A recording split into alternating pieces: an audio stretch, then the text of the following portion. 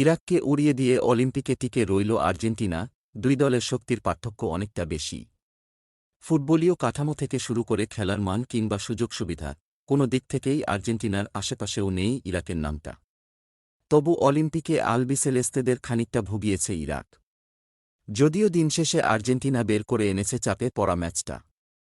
জিততেই হবে এমন এক ম্যাচে আর্জেন্টিনা ইরাককে উড়িয়ে দিয়েছে ৩-১ ব্যবধানে।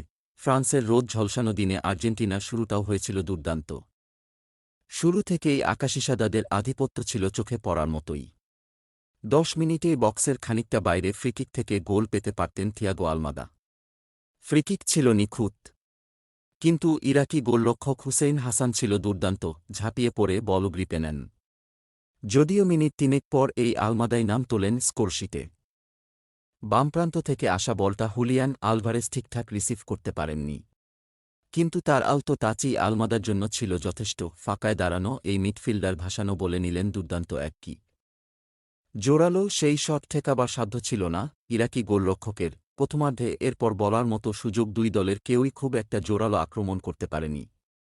এশিয়ান দেশটি অবশ্য বারবারই হুমকি হয়েছে। শক্তিমত্তার দিক থেকে অনেকটাই এগিয়ে তারা, সেটারই সুযোগ নিয়েছে ভালোভাবে। এরিয়াল বলে নিজেদের উচ্চতার সুযোগ নিতে চেয়েছে। বেশ কয়েকবারই ক্রস থেকে ভয় ছড়িয়ে দিয়েছিল দলটি। ৪১ মিনিটে আরও একবার গোলের কাছাকাছি চলে যায় আর্জেন্টিনা, এবারও আলভারেজ আলমাদা জুটির কল্যাণে। যদিও আর্জেন্টাইন নাম্বার ১০-এর নেয়া শট চলে যায় বাইরে দিয়ে।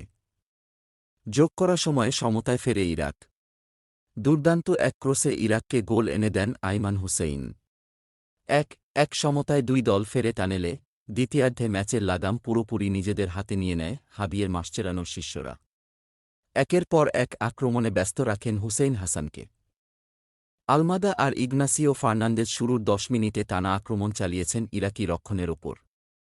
৭ মিনিটে মাসচেরানো দলে আনেন ৩ বদল। এখানেই ঘুরে যায় ম্যাচের ভাগ্য।